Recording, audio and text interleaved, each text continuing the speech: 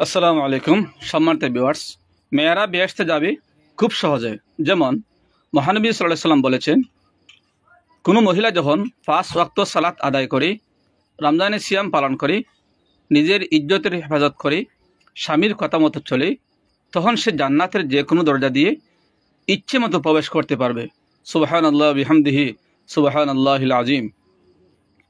আহমদ 1666, তাবারানির কাবির 991, ইবনে হিব্বাত 4163 নম্বর হাদিস। আমি আবার বলছি, রাসূল করিম সাল্লাল্লাহু আলাইহি ওয়াসাল্লাম বেহেশতি নারীদের কিছু গুণ উল্লেখ করেছেন।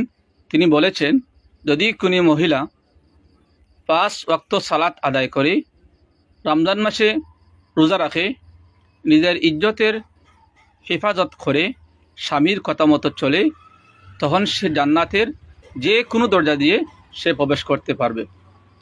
বন্ধুরা, আমার ভিডিওটি আপনাদের কাছে ভালো লাগলে অবশ্যই ফলো দিয়ে কমেন্ট করবেন এবং ভিডিওটি সবার কাছে পৌঁছার জন্য বেশি বেশি শেয়ার করে দিবেন।